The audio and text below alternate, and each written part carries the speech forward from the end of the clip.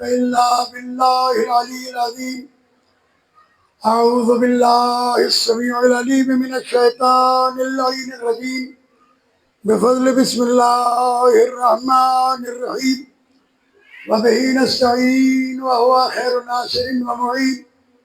الحمد لله الذي علا في توحده ودنا في تفرده جل في سلطانه وعظم في أركانه مجيدا لم يزل محمودا لا يزال.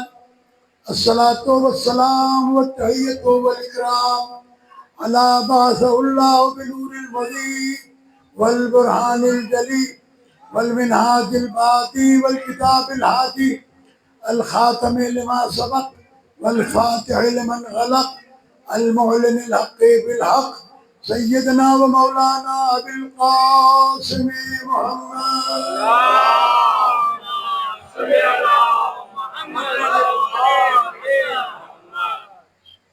ثم الصلاة والسلام على عترته التي يبين لطهرين المعصومين الذين عذب الله عنهم الرجس وطهرهم تطهيرا.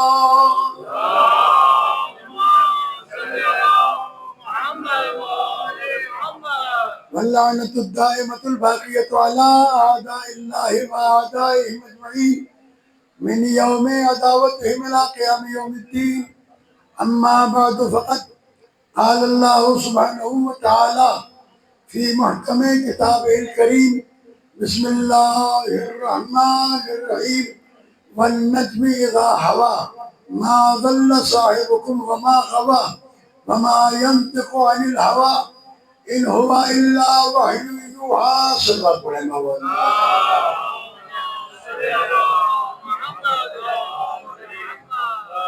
عزیزان گرامی، سورہ والنجم کی پہلی آیت اس کی تلاوت کا شرف حاصل کیا گیا. یہ آیت میں نے اس لیے تلاوت کی ہے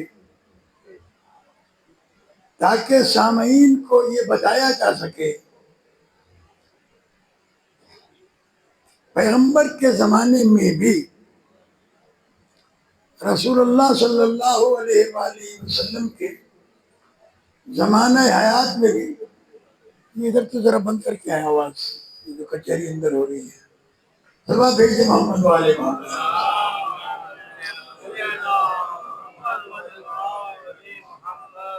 عزیزان اکرامی، اس آیت کا عنوان ایسا ہے جو یہ بتا رہا ہے کہ خود زمانے پیغمبر میں لوگ اس قدر جری ہو گئے تھے کہ کلمہ پڑھنے کے بعد بھی توحید رسالت کرتے تھے.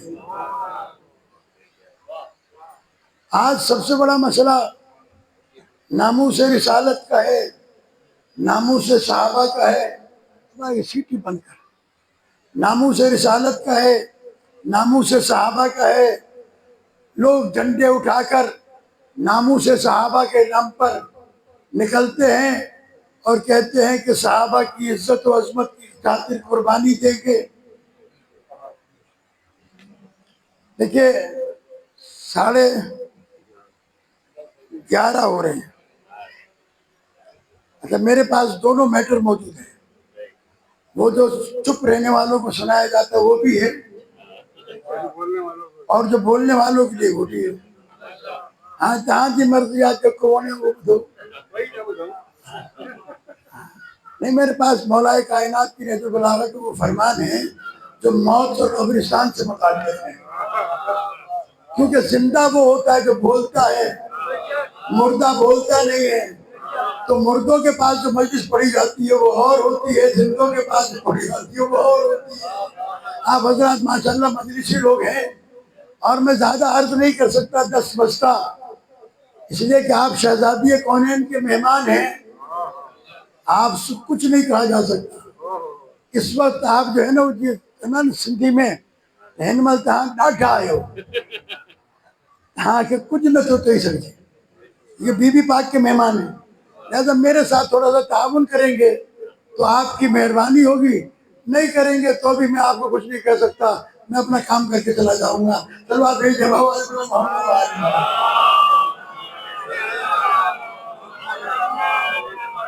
اپنی تھکاوٹ اتاریں اور دونوں ہاتھ بلند کر کے نعرہ حیدری حیدری بلند کر صلوات محمد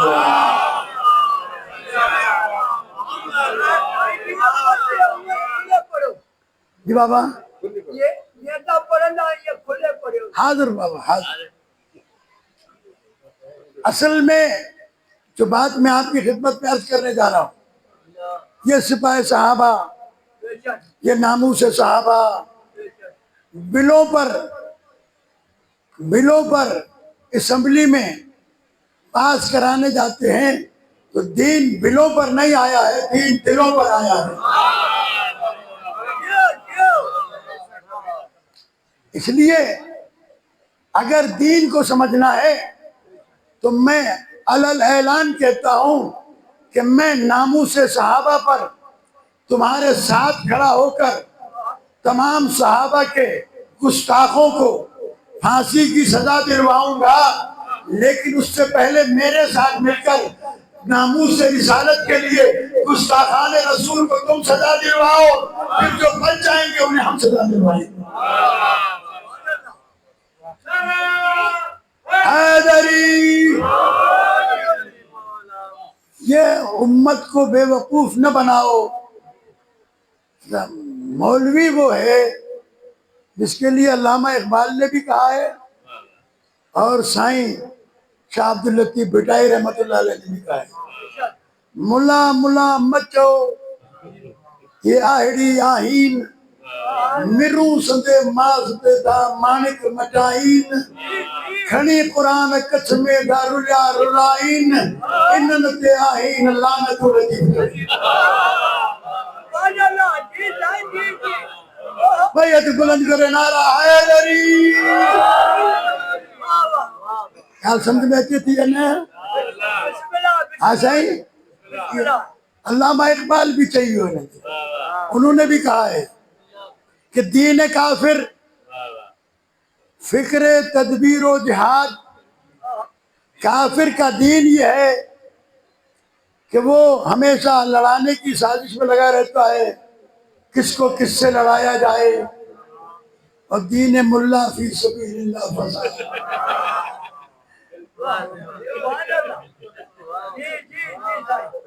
اس لیے یاد رکھیے گا، دین ملا سے نہ لو، مولا سے لو.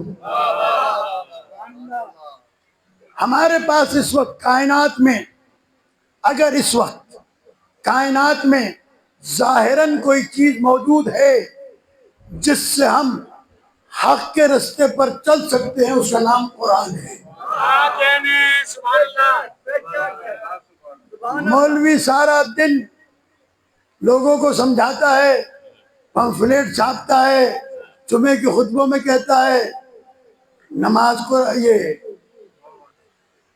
مجلس قرآن میں دکھاؤ، رونا قرآن میں دکھاؤ، جی نیاز قرآن میں دکھاؤ، علم قرآن میں دکھاؤ. یہ ساری چیزیں قرآن سے دیکھنے کی تمنا کرتا ہے. خدا کی قسم کھا کے کہتا ہوں، اگر ہم سوال کرنا شروع کر دیں تو نماز کی رکعتیں قرآن سے دکھا.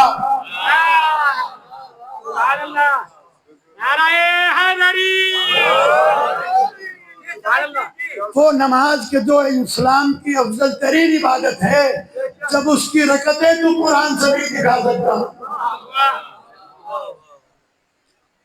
جب اس کی اچھا چلو رکعتوں کو تو چھوڑ دے، تو نماز کی ترکیب قرآن سے دکھا. نماز کی ترکیب قرآن سے دکھا. اس لیے یہ سوال صرف جاہلوں کو الجھانے کے لیے کہ جو بیچارے سارا دن گاڑا دھیکتے ہیں، مزدوریاں کرتے ہیں، ان کا پورا دین ایک جمعے کے خطبے پر منحصر ہوتا ہے. ملا نے جو کہہ دیا وہ پورا دین ہے. اب وہ سچ بولے تب بھی ٹھیک ہے، جھوٹ بولے تب بھی ٹھیک ہے. اور ملا جو امت کو سکھاتا ہے نا، عجیب عجیب باتیں سکھاتے ہیں. سبحان اللہ. ایک جملہ کہا جاتا ہے عام طور پر کہ خدا جھوٹ نہ بلوائے. اب یہ بتاؤ کہ وہ خدا جو قرآن میں کہتا ہے جھوٹ نہ بولو، جھوٹ کیوں بلوائے گا بھائی؟ یعنی جھوٹ خود بولے تہمت اللہ کے اوپر لگائیں. اور یہ شیطان کی صفت ہے. جب اس نے آدم علیہ السلام کا سجدہ نہیں کیا تھا اور اللہ نے کہا کہ نکل جا یہاں سے، تو اس نے یہ نہیں کہا تھا کہ میں نے سجدہ نہیں کیا. قال فبما اغویت، اے اللہ تو نے مجھے گمراہ کیا ہے. تو اللہ نے گمراہ نہیں کیا تھا اسے.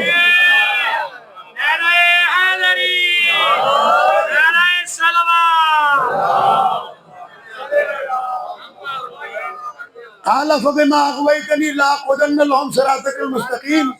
اور مجھے یاد ہے کہ پچھلے سال بھی میں نے یہ آیت پڑھی تھی کیونکہ میرا عنوان تھا صراط مستقیم. آپ کو یاد ہو یا نہ ہو، مجھے یاد ہے کہ میں نے یہاں صراط مستقیم کے عنوان پر مجلس پڑھی تھی اور یہ آیت بھی پڑھی تھی. میں نے یہ صرف آیت کا ٹکڑا اس لیے پڑھا ہے کہ شیطان کی صفت یہ ہے کہ وہ گناہ خود کرتا ہے، تہمت اللہ پہ لگاتا ہے. یہی کام مولویوں کا ہے.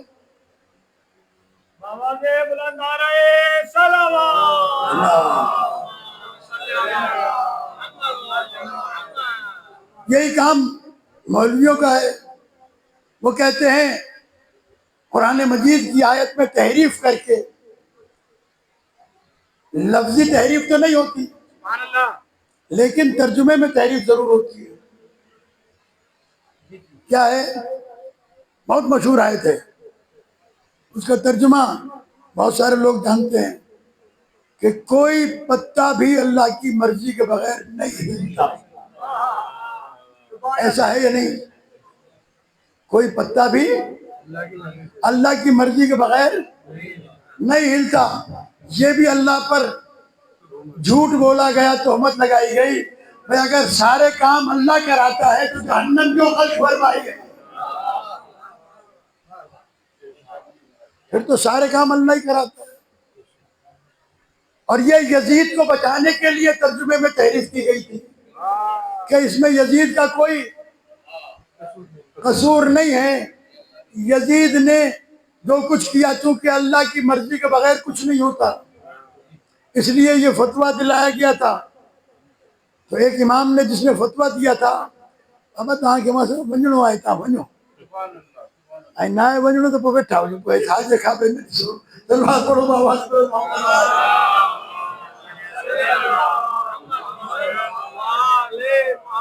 یہ جو میں آپ کی خدمت میں عرض کر رہا ہوں، یہ جو ہنس ہنس کے آپ سن رہے ہیں، یہ در حقیقت وہ ستم ہے جو اسلام پر کیا گیا ہے. کیا کہا کہ کوئی پتہ نہیں گرتا اللہ کی مرضی کے بغیر. خدا کی قسم میں دین چھوڑ دوں گا، مذہب چھوڑ دوں گا، 5 لاکھ روپے انعام بھی دوں گا، قرآن مجید سے یہ آیت ثابت کر دے. اور اگر نہیں تو پھر آدمی کا بچہ بن، مسلمانوں کو ترجمہ صحیح بتا اور اعلان کر اگر تیرے اندر دم ہے کہ میں حسین کو نہیں مانتا، میں آل محمد کو نہیں مانتا. اگر مانتا ہے تو پھر قرآن کی آیت کا ترجمہ صحیح کر. وَمَا تَسْقُطُ مِنْ وَرَقَةٍ إِلَّا يَعْلَمُهَا، کوئی پتا درخت سے نہیں جھڑتا مگر اللہ جانتا ہے. اللہ کی مرضی سے نہیں. جاننا اور ہے، مرضی ہونا اور ہے. یہ یزید کو بچایا جا رہا تھا کہ اس نے اگر یہ کربلا واقع کر دی، اس میں اس کا کیا قصور ہے؟ تو بھائی اگر یزید نے امام حسین علیہ السلام کو، ان کے ساتھیوں کو قتل کیا، آل محمد کو قیدی بنایا، اسیر کیا، جس میں بھی اللہ کی مرضی تھی، تو اب اگر اس کے اوپر اور اس کے چاہنے والوں پر لعنت کرتے ہیں تو یہ بھی تو خدا کی مرضی ہے.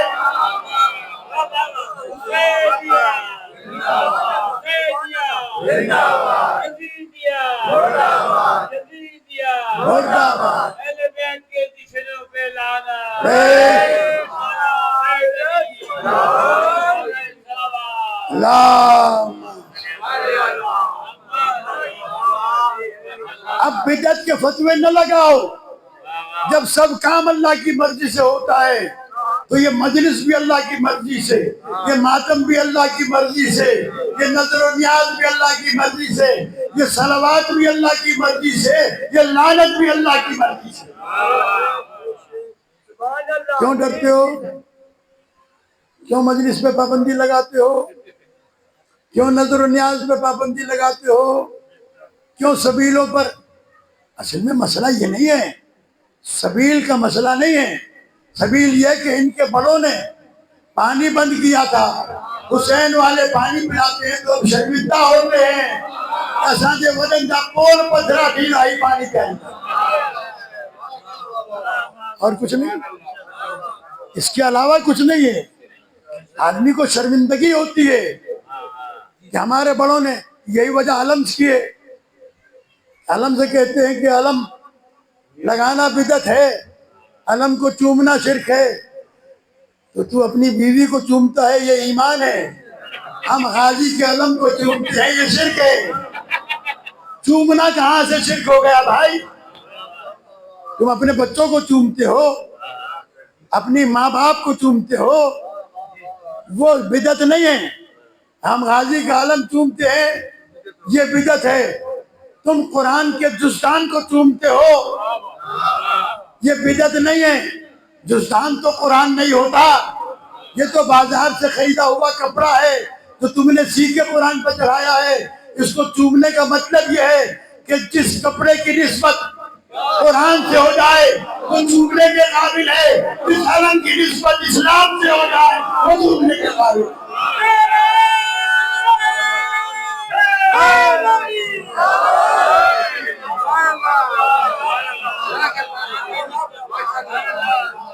بات تو صرف نسبت کی ہے نا، بات تو نسبت کی ہے۔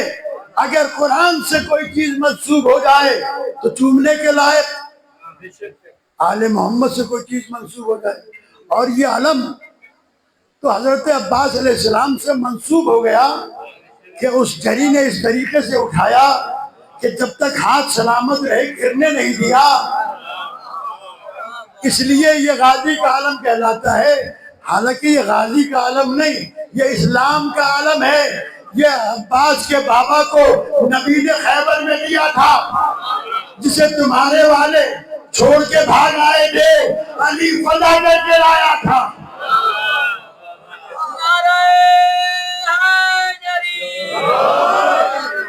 جی عزیزان گرامی، یہ کتنی غلط باتیں ہیں جو امت کو سکھائی جاتی ہیں۔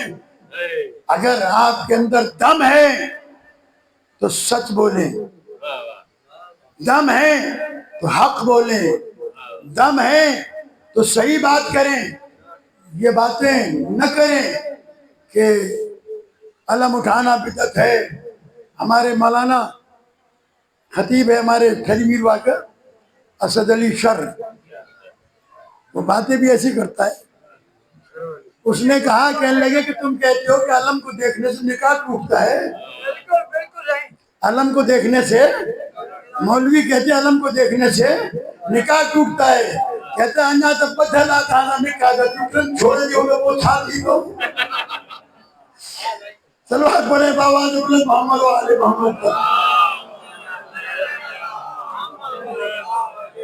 ایسے کچے نکاح کیوں پڑھاتے ہو؟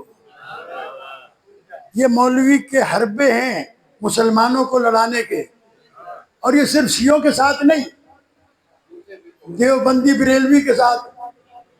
اگر کسی بریلوی نے کسی دیوبندی پیش نماز کے پیچھے نماز جنازہ بھی پڑھ لی تو مفتی شور مچاتے ہیں ہاں نکاح ٹوٹ گیا وہی پڑھائے۔ یہ کون سا دین ہے بھائی؟ مذاق کر رکھا ہے دین کے ساتھ۔ خدا کی قسم اگر انہوں نے قرآن کو سمجھا ہوتا، یہ جو قرآن رکھتے ہیں نا کہ حافظ قرآن، تو سی ڈی بھی حافظ قرآن ہوتی ہے، کتنی سی چپ میں پورا قرآن آتا ہے۔ حافظ قرآن ہونا قرآن کو رٹ لینے سے نہیں ہوتا، قرآن سمجھو بھی تو صحیح۔ اب میں قرآن مجید کی آیت پڑھتا ہوں، جتنی توجہ سے آپ نے ساری باتیں سنی اسے بھی سنیں۔ وَمِنْهُمْ مَنْ يَسْتَمِعُونَ إِلَيْكَ، وَمِنْهُمْ مَن يَسْتَمِعُ إِلَيْكَ، ان میں سے وہ لوگ بھی ہیں اے میرے حبیب جو تیری محفل میں تیری باتیں بڑی غور سے سنتے ہیں. وَمِنْهُمْ مَن يَسْتَمِعُ إِلَيْكَ حَتَّى خَرَجُوا مِنْ عِنْدِكَ، یہاں تک کہ جب تیری محفل سے اٹھ کے جاتے ہیں قَالَ الَّذِينَ يَقُولُ الَّذِينَ أُوتُوا الْعِلْمَ، تو علم والوں سے پوچھتے ہیں ماذا قال آنفا، ابھی ابھی رسول کیا کہہ رہے تھے. شاید بات نہیں سمجھا سکا. بس میں رسالت میں بیٹھے تھے، پیغمبر کی باتیں سن رہے تھے. وَمِنْهُمْ مَن يَسْتَمِعُ إِلَيْكَ، تیری باتیں سن رہے تھے، اور یستمع توجہ کے ساتھ سن رہے تھے. حتیٰ خرجوا من عندک، حتیٰ یہ کہ تیرے پاس سے نکلے.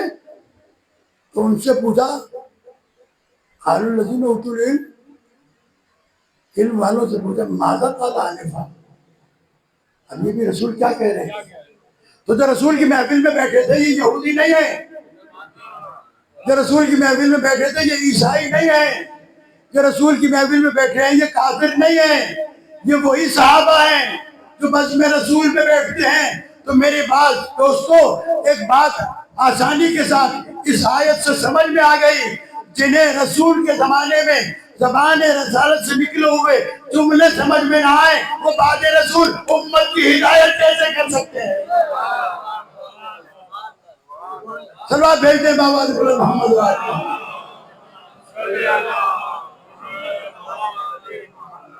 امت کا ہادی بننا اتنا آسان ہے. کہنے لگے کہ جناب پیغمبر کی حدیث ہے اصحابی کالنجوم، میرے سارے صحابی ستاروں کی مانی ہیں. بِأَيِّهِمْ اقتدیتم اہتدیتم، کسی کی ایک کی بھی اتباع کرو گے ہدایت پا جاؤ گے. یہ حدیث قرآن کے خلاف ہے، یہ حدیث قرآن مجید کے خلاف ہے. اور اگر تم اس حدیث کو مانتے ہو تو پھر ابو ذر کی پیروی کیوں نہیں کرتے، سلمان کی پیروی کیوں نہیں کرتے، مقداد کی پیروی کیوں نہیں کرتے، سعد بن عبادہ کی پیروی کیوں نہیں کرتے. ان کی پیروی کرو، وہ بھی تو صحابہ ہیں. یہ صحابہ کا ڈھونگ رچایا ہے. یہ اصل میں یزید کو بچانا چاہتے ہیں، عمر سعد کو بچانا چاہتے ہیں، یہ مروان کو بچانا چاہتے ہیں، کربلا میں امام حسین علیہ السلام کے قاتلوں کو بچانا چاہتے ہیں. لیکن یہ یاد رکھیں نہ انہیں دنیا میں بچا سکتے ہیں نہ آخرت میں بچا سکتے ہیں. 35 کروڑ شیعہ روزانہ یزید پر لعنت کرتا ہے. حضرت یعقوب کے بیٹوں کو بھی تو قرآن میں ستارہ کہا ہے.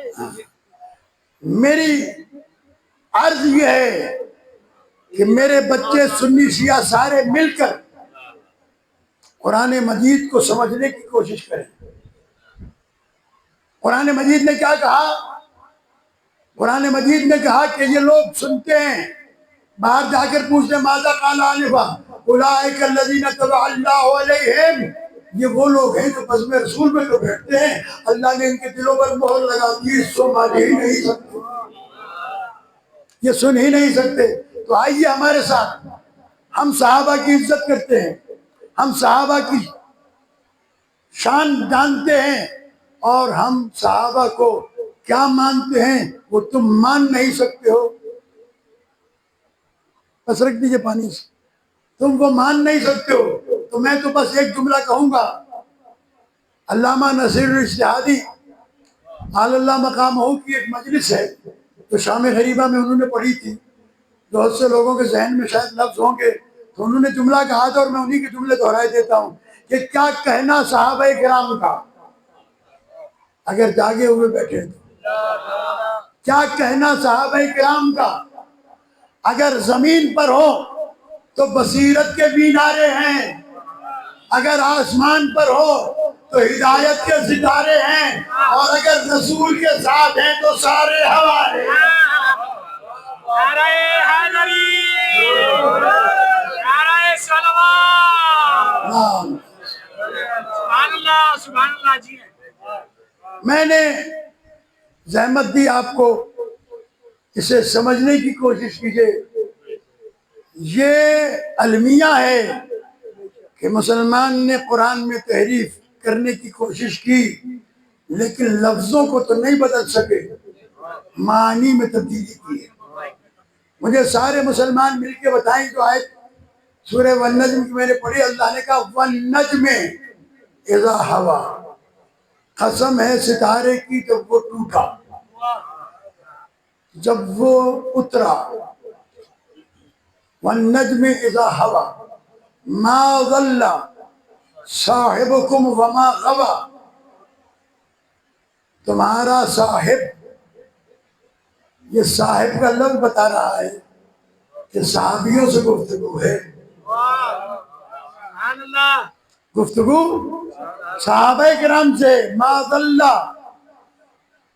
گمراہ نہیں ہوا ہے کبھی بھی، اور یہ ماضی مطلق ہے۔ یہ پروفیسر صاحب بیٹھے ہیں، ایک اور بھی بیٹھے ہوئے ہیں، بہت سارے پڑھ لکھے لوگ بیٹھے ہوئے ہیں، یہ بیٹھے سینئر پروفیسر ہیں۔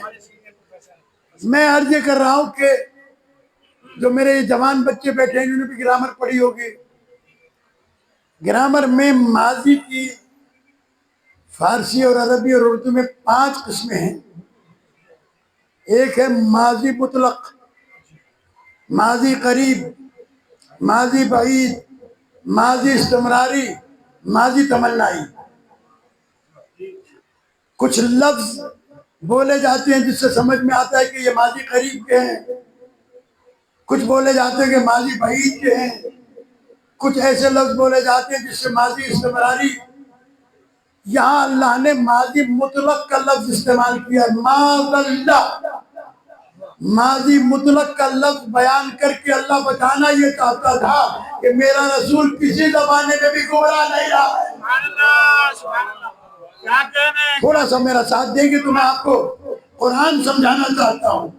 ما ضل، نہیں گمراہ ہوا ماضی میں کبھی بھی، تو جسے رسول اللہ ضمانت دے دے کہ ماضی میں کبھی گمراہ نہیں ہوا، اگر اس رسول پر امت گمراہی کا الزام لگائے تو وہ امت تو گمراہ ہو سکتی ہے، رسول گمراہ نہیں ہو سکتا۔ نعرہ حیدری، نعرہ صلوات،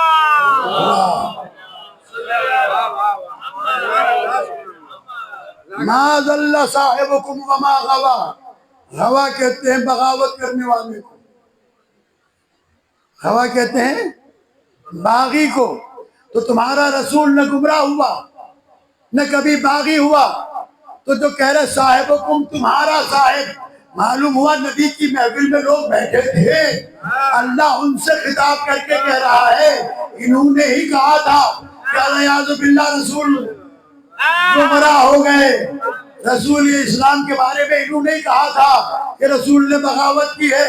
اللہ سے تو پوچھے یا اللہ یہ رسول کو انہوں نے کیوں کہا، سبحان اللہ، سبحان اللہ، کس سبب سے کہا؟ کہ پیغمبر سے کہا سب لوگوں نے مل کر کہ آپ اپنی بیٹی کی شادی ہمارے ساتھ کر دیں۔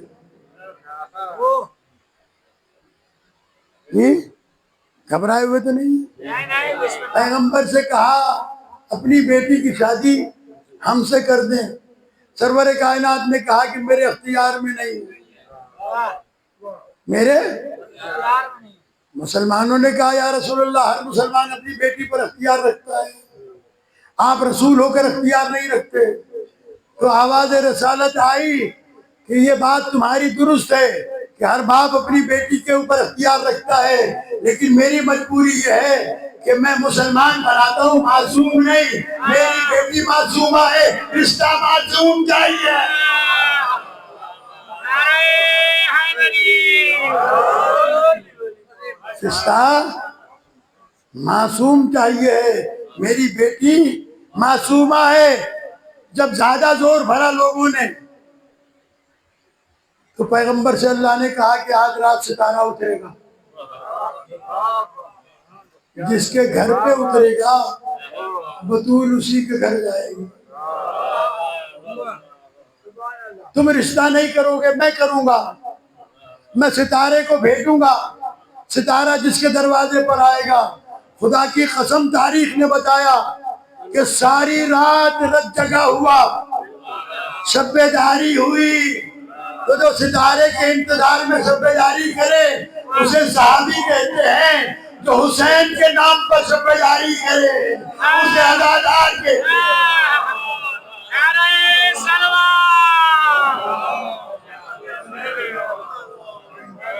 سبحان اللہ سبحان اللہ، کیا کہنے. منحوس ستاروں نے اپنے گھروں کو سجا دیا. سارے ستارے جاگتے رہے. ستارہ اترا علی کے گھر، ستارہ اترا علی علیہ السلام کے گھر. اور جب ستارہ اتر گیا علی علیہ السلام کے گھر تو انہوں نے پیغمبر پر تہمت لگائی، العیاذ باللہ، نقل کفر نباشد، کہ علی کی محبت میں نبی گمراہ ہو گیا ہے، نبی نے بغاوت کی ہے. اللہ نے کہا وَالنَّجْمِ إِذَا هَوَىٰ، قسم ہے اس ستارے کی جو ٹوٹا. تو اللہ نے ایک ستارے کی قسم کھائی کروڑوں ستاروں میں سے. یہ بتایا کہ ستارے تو سارے ہیں لیکن قسم کھانے کے لائق فقط وہ ستارہ ہے جو علی کی چوکھٹ چوم کے آیا ہے.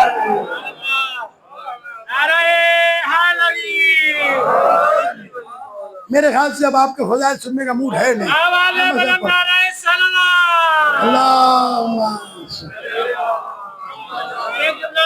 پٹھیاں لائن نہیں کونتا میں کیا کہ تھوڑا موسنگا لائن آچو ماں تہاں کے قرآن مجید مجھاں وہ دین بدھایاں، وہ دین سکھاؤں. یہ دیکھیں جو میں پڑھ رہا ہوں یہ قرآن ہے، حدیث نہیں ہے.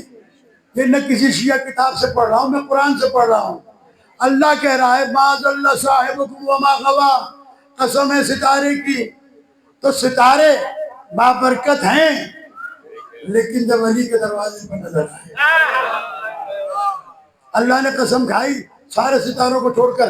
اس لیے قسم دو چیزوں کی کھائی جاتی ہے، یا اس کی قسم کھائی جاتی ہے جو زیادہ محبوب ہو، یا اس کی قسم کھائی جاتی ہے جو عظمت والا ہو. اسی لیے ہمارے یہاں یا قسم اللہ کی کھائی جاتی ہے یا اولاد کی کھائی جاتی ہے. اولاد پیاری ہوتی ہے اس لیے کھائی جاتی ہے، اللہ عظیم ہے اس لیے کھائی جاتی ہے. اللہ نے ستارے کی قسم کھا کے بتایا کہ ستارہ مجھ سے عظیم تو نہیں لیکن مجھے محبوب بہت ہے کہ میرے علی کے دروازے سے ہو کے آیا. اور ایک جملہ کہہ دوں عزیزان گرامی، جو ستارہ علی کی چوکھٹ پہ آ کے جائے وہ اللہ کے نزدیک محبوب ہو جاتا ہے. بس یہی تو وجہ ہے کہ ہم بھاگے کبھی کربلا جاتے ہیں کبھی نجف جاتے ہیں کہ وہاں سے ہو کے آ جائیں کہ اللہ کے محبوب بن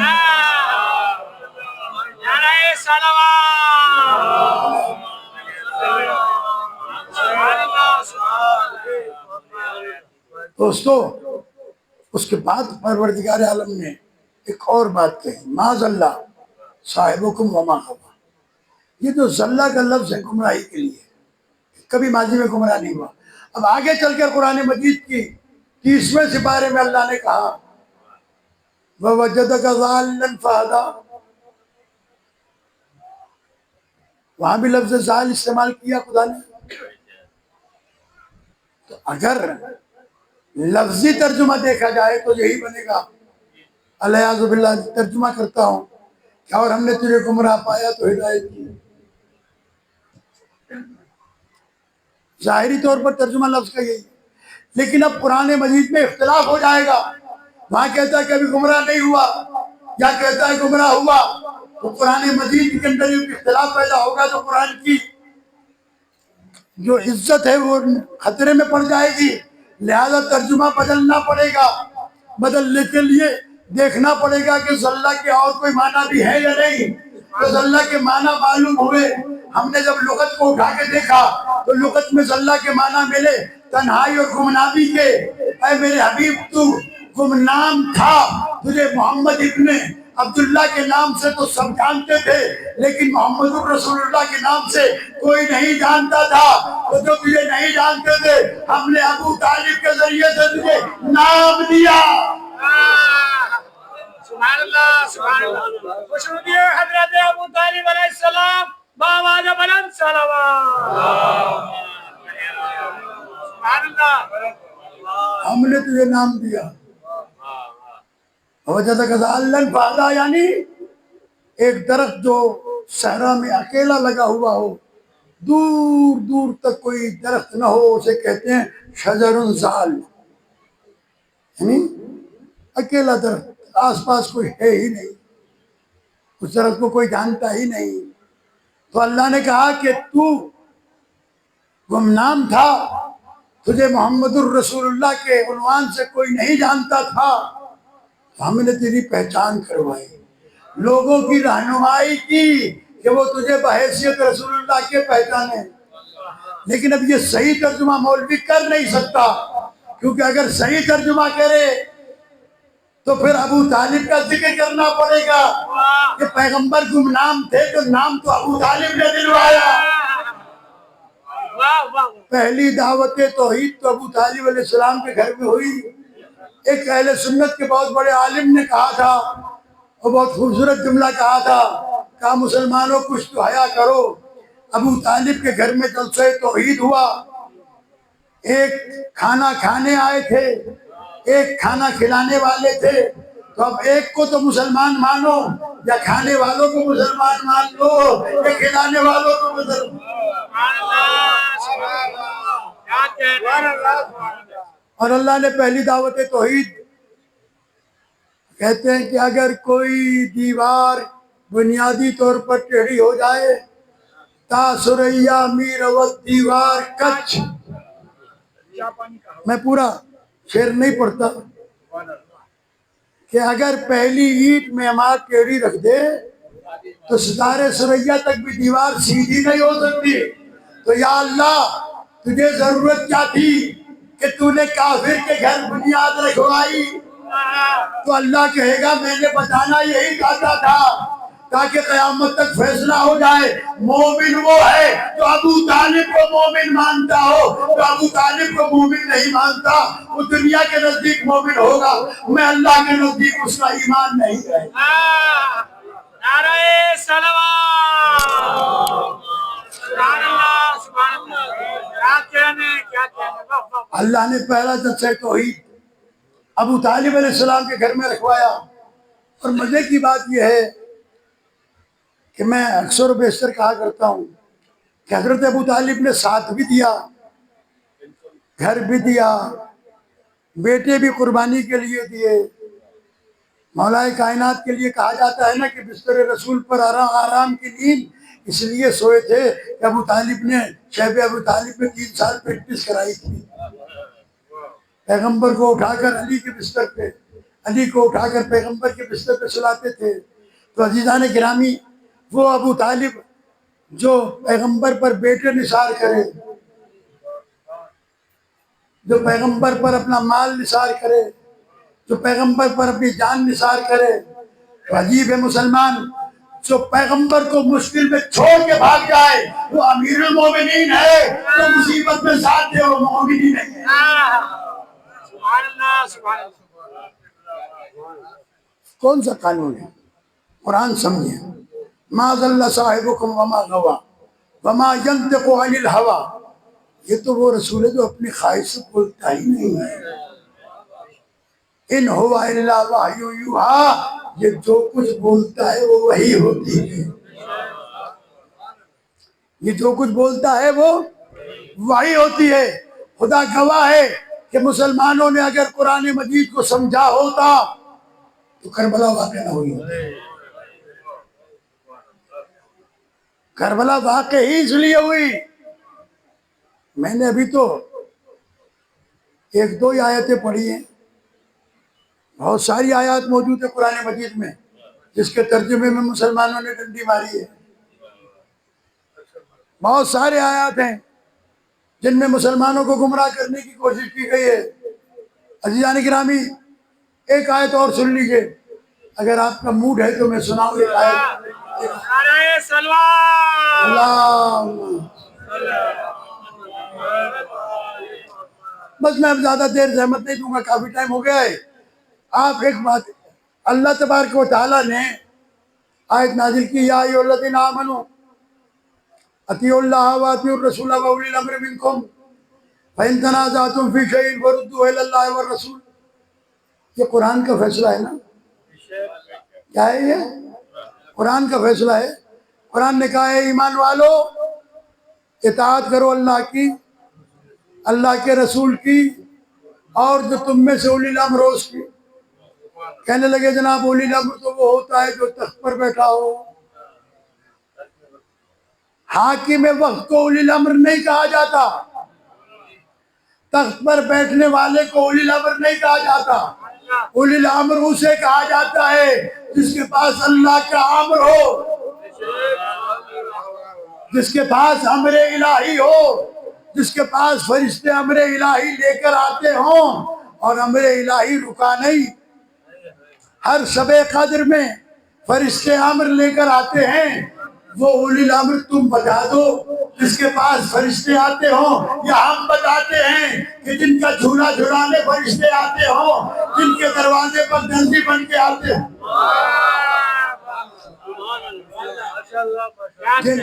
جن کے دروازے پر. یہ امام احمد بن حنبل، آپ نے نام سنا ہوگا، مسلمانوں کے چاروں اماموں سے ایک امام ہے. امام احمد بن حنبل کی کتاب ہے مسند احمد بن حنبل، 15-20 جلدوں کے اندر ہے. اس کتاب میں لکھا ہے انہوں نے کہ ایک مسلمان ایک شیعہ کو، مومن کو امام احمد بن حنبل کے پاس لے گیا. کہنے لگا کہ یہ تو بتائیں امام کہ جبرائیل پیغمبر کے پاس کتنی دفعہ آئے تھے. ہاں صحیح. ایک مومن نے واہ کی بیچارے تھوڑا سا بولے. یہ احمد بن حنبل سے کہا کہ پیغمبر کے پاس جبرائیل کتنی دفعہ آئے تھے.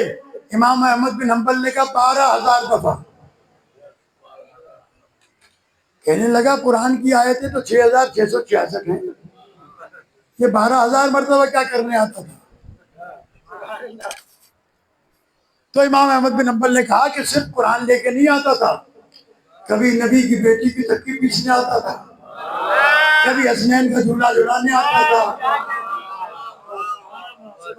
کبھی ان کے کپڑے لے کر آتا تھا. سندھی میں کہنا پتو ہی سڑی.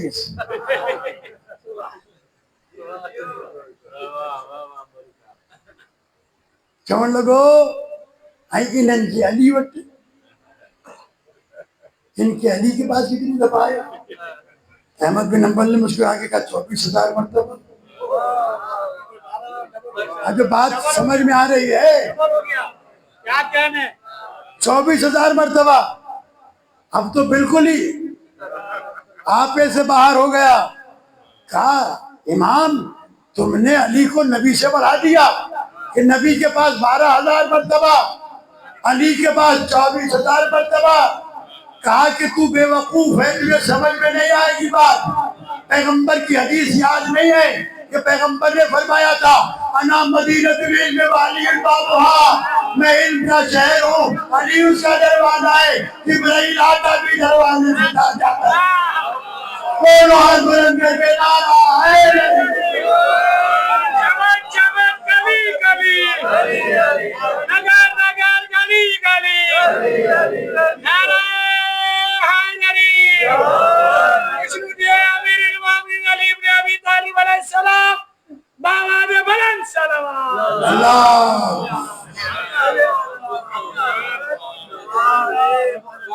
کتاب کا حوالہ میں نے دیا ہے، آپ جا کے پڑھ سکتے ہیں، دیکھ سکتے ہیں.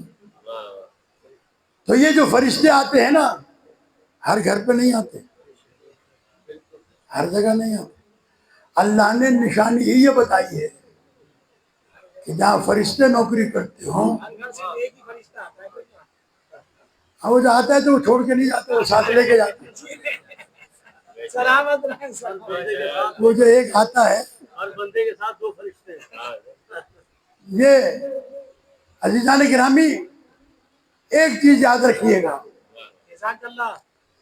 کہ میں جو عرض کر رہا ہوں آپ کے سامنے، یہ اولی الامر کون ہے؟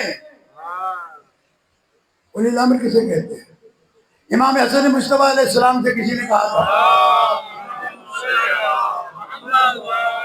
مولا دنیا میں سب سے زیادہ سخت چیز کیا ہے؟ تو آپ نے فرمایا آگ. کیا اس سے زیادہ سخت چیز کیا ہے؟ کہا پانی جو آگ کو بجھا دیتا ہے. کیا اس سے زیادہ سخت چیز کیا ہے؟ کل اس سے زیادہ سخت چیز ہوا، بادل جو پانی کو اپنے سینے پہ اٹھا کے گھومتے ہیں. یہ بڑی طویل حدیث ہے، مختلف طریقوں سے آئی ہے. اس نے پوچھا تھا تو مولا نے کہا تھا سب سے زیادہ سخت چیز ہے لوہا، لوہے سے زیادہ سخت چیز پتھر، پتھر سے زیادہ سخت چیز ہے لوہا تو پتھر کو توڑتا ہے.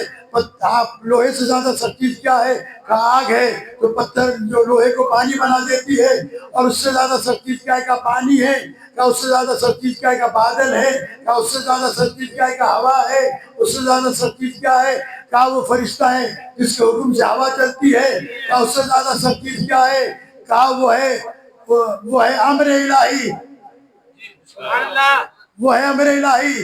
اور اس سے زیادہ سخت چیز کیا ہے؟ کہا وہ موت، ملک الموت ہے تو اس فرشتوں کو بھی مار دے گا امر الہی کے ذریعے سے.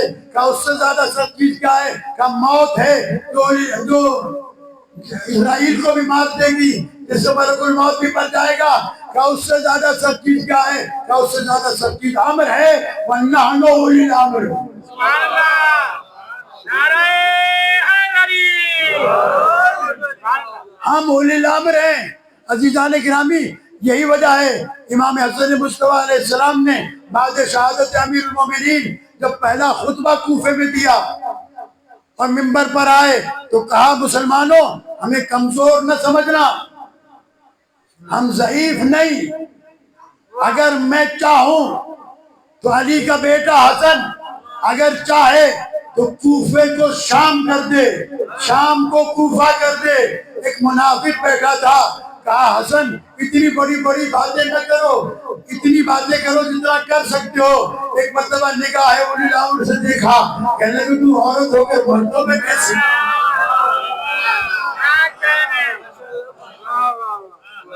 تو عورت ہو کر مردوں میں کیسے آ گئی؟ مولانا محمد اسماعیل دیوبندی کہتے تھے محفل میں آیا تھا اور شرم سے بھاگی.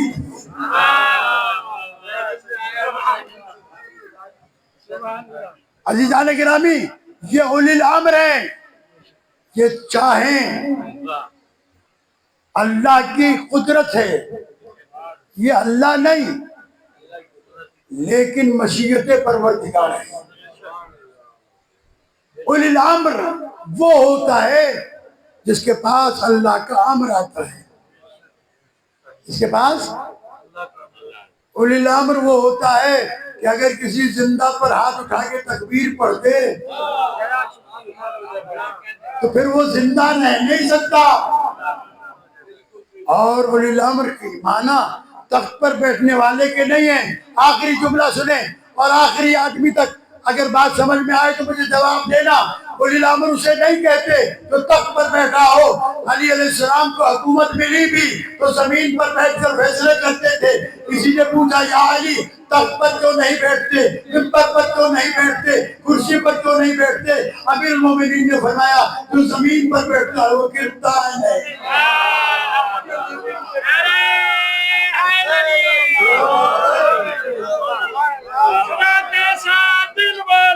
علی مولا، صبح کے ساتھ دل بولا، نعرہ صلوات.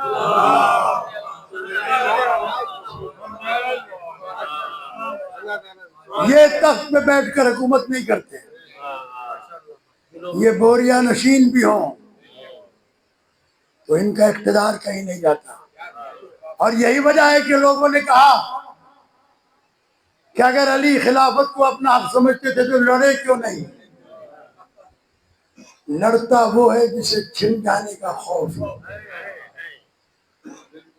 علی کو اپنا منصب چھن جانے کا خوف تھا ہی نہیں، اس لیے کہ علی گھر میں تھے، حاکم تخت پہ تھا، ضرورت پڑی تو علی کو بلا کے کہا اعوذ باللہ من معذرۃ لیس لہا بلسن، میں ابن خطاب اللہ سے پناہ مانگتا ہوں کہ میرے اوپر کوئی مشکل آئے اور بچانے کے لیے علی نہ ہو۔ جو ولی الامر ہے وہ تخت پر بیٹھ کر بھی حکومت کرتا ہے۔ اور عزیزان گرامی، یہ بات آپ کو سمجھا دی میں نے۔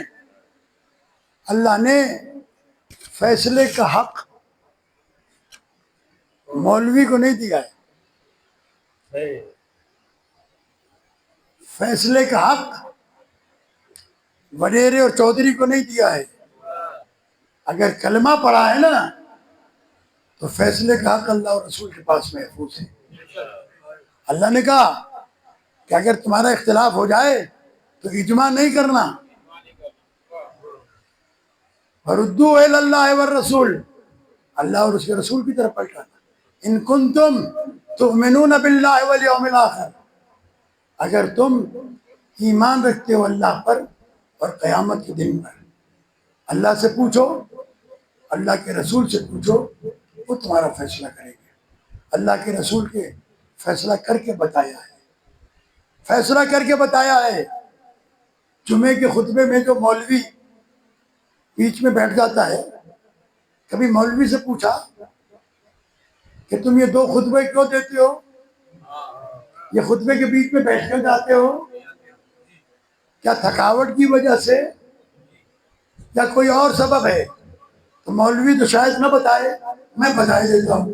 پیغمبر جمعے کا خطبہ دے رہے تھے، حسنین علیہ السلام مسجد سے، گھر سے مسجد میں آئے، پیغمبر نے حسنین کو آتے دیکھا، ذکر ہو رہا تھا اللہ کا، خطبہ دے رہے تھے اللہ کا، ذکر چھوڑ دیا اور کسی صحابی سے نہیں کہا کہ مجھے حسنین اٹھا کر دو، کسی سے نہیں کہا۔ عصا ایک طرف رکھی، ممبر سے اترے، دونوں شہزادوں کو گود میں اٹھایا، دونوں زانوں پر بٹھایا۔ ابھی تو خطبہ دے رہے تھے، ابھی فضائل سنا رہے ہیں۔ سنو، حسن اور حسین جوانان جنت کے سردار۔ یہ اس لیے پیغمبر نے کیا تاکہ جمعہ پڑھیں گے تو یہ بات یاد آ جائے گی کہ جنت کے سردار کون ہیں، جنت کے سردار کون ہیں۔ بس دوستو، آپ کی ولاس دیکھتے ہوئے میں نے بہت پڑھ دیا، ایک بات اور سن لیجیے۔ یہ حسنین علیہ السلام جن کے بارے میں، یہ حسنین جوانان جنت کے، آج سے تقریباً 14-15 سال پہلے جب میں کراچی میں قیام پذیر تھا تو دنیا چینل پر ماہ مبارک رمضان کے پروگرام کے لیے جایا کرتا تھا، دیگر چینل پر بھی جاتا تھا۔ مفتی منیب الرحمان کے ساتھ شہری کا پروگرام تھا ماہ مبارک رمضان میں۔ سوال آیا کہ ہم امریکہ میں رہتے ہیں اور شیعہ عالم سے سوال ہے کہ پیغمبر نے جو حدیث ارشاد فرمائی ہے مسلمانوں کے یہاں عشرہ مبشرہ جن 10 صحابیوں کو پیغمبر نے بشارت دی ہے، ہم تو نہیں مانتے، نہ ہمارے یہاں ہے۔ مسلمانوں کے یہاں اس حدیث پر بڑا زور ہے کہ جناب عشرہ مبشرہ ہیں، 10 صحابیوں کو رسول نے بشارت دی ہے جنت کی۔ تو سوال ہے شیعہ عالم سے، جواب دیں کہ اس میں حسنین کریمین کے نام کیوں نہیں ہے؟ اب آپ بیٹھا ہو سب بھائی؟ ہاں بابا، بس بدھی بیٹھو۔ یہ حسنین کریمین کے نام کیوں نہیں ہے؟ اس سے پہلے کہ میں بولتا مفتی منیب الرحمان بول پڑے، کہا علامہ صاحب آپ نہیں بولیں گے، میں بولوں گا۔ میں نے کہا آپ بولیے۔ تو کہنے لگا بڑا خوبصورت جملہ کہا، کہنے لگا کہ سوال کرنے والے کو عقل سے کام لینا چاہیے۔ حسنین جنت دینے والے ہیں، یہ جنت لینے والے ہیں، لینے والوں کے ساتھ دینے والوں کے نام نہیں۔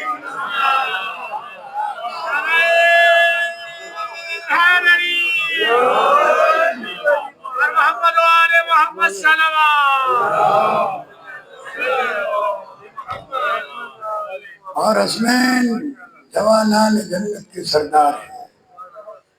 ابھی کچھ دنوں پہلے ایک مولوی کو بڑا اصرار تھا کہ اگر اللہ یزید کو بخش دے اور وہ جنت چلا جائے تو کیا تم شیعہ روک لو گے؟ تو میں نے کہا ہم روک تو نہیں سکتے، لیکن اتنا ہمیں ضرور بتا کہ تیرے صدیق نے کہا ہے، سوائق محرقہ کی روایت ہے کہ جنت میں وہ جائے گا جسے علی لکھ کے دیں گے۔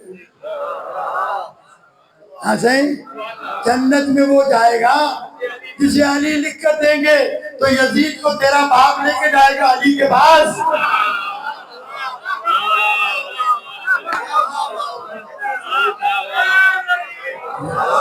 دونوں ہاتھ بلند کر کے نعرہ حیدری حیدری، اللہ پڑے بابا محمد آل محمد۔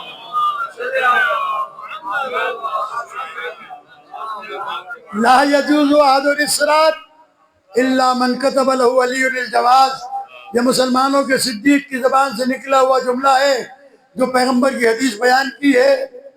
اگر واقعی صدیق مانتے ہو، حقیقت میں صدیق مانتے ہو، دل سے مانتے ہو، تو صدیق کی اتنی بات تو مانو کہ جنت علی کے لکھے بغیر نہیں ملے گی۔ پھر ہم شیعوں سے نہ کہو کہ اس کو کیوں نہیں مانتے، اس کو کیوں نہیں مانتے۔ تمہارا دل چاہے کسے مانو، ہم تو اسے مانیں گے جو جنت دے گا، جس کے بیٹے جنت بانٹنے والے ہوں۔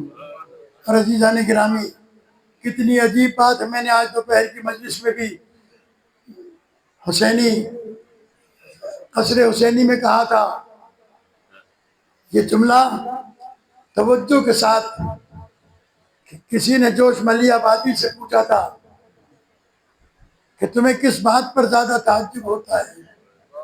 کہا مجھے ان نمازیوں پر تعجب ہوتا ہے جو حسین کی دشمنی کر کے جنت کی تمنا کرتے ہیں، حسین سے دشمنی کر کے جنت کی تمنا کرتے ہیں۔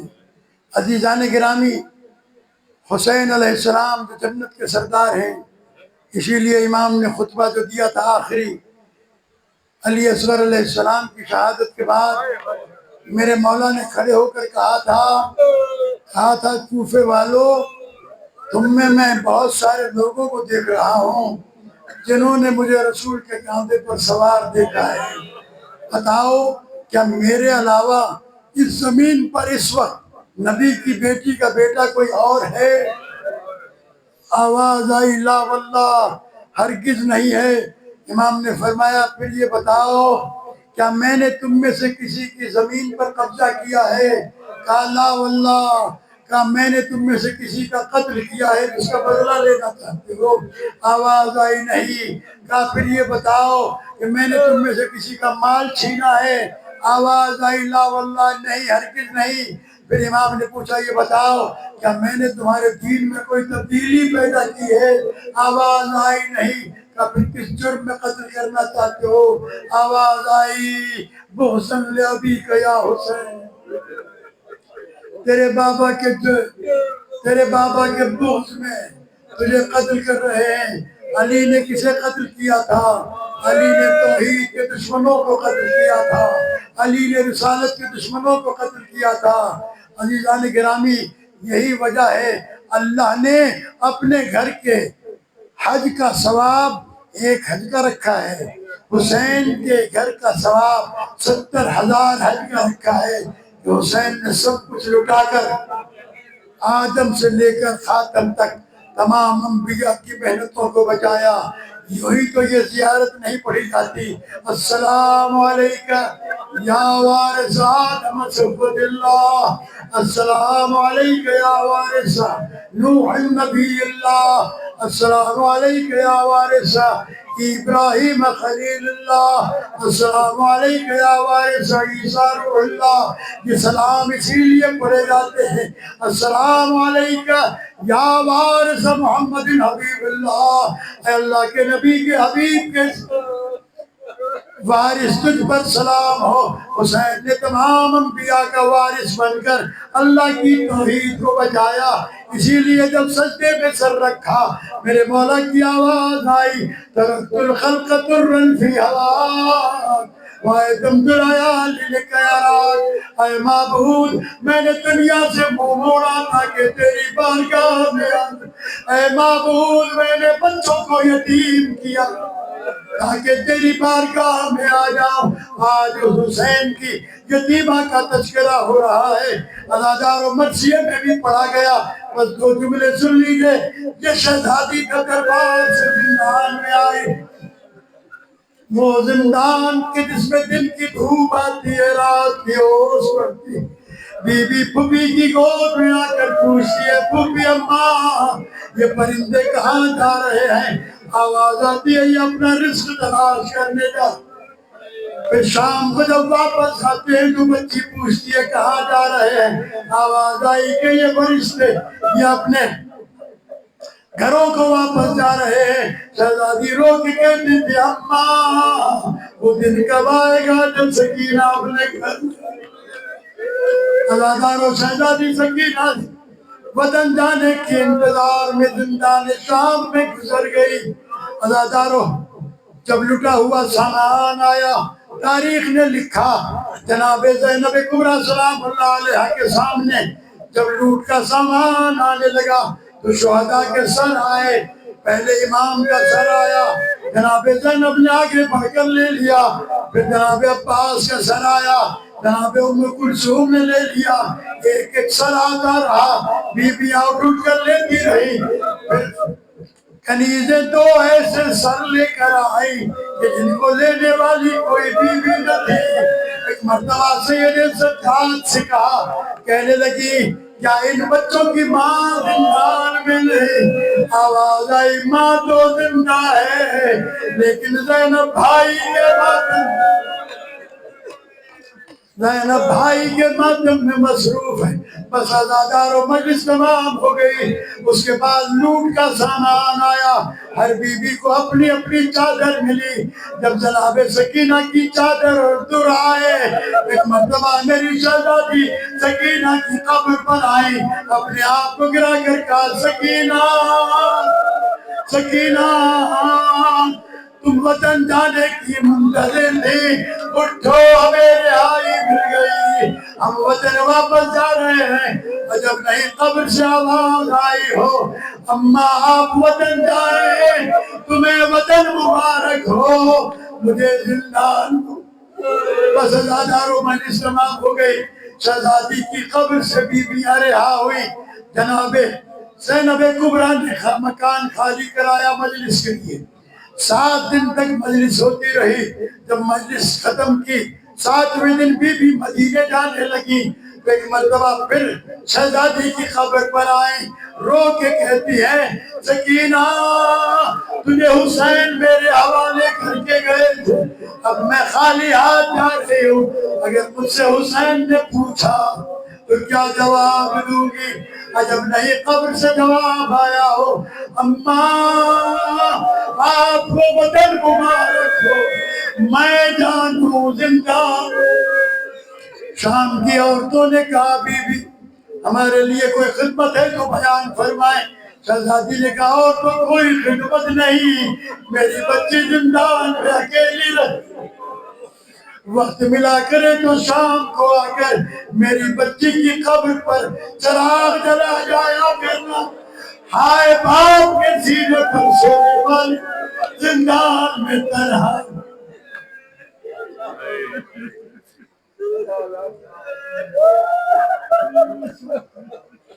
اللہ لعنت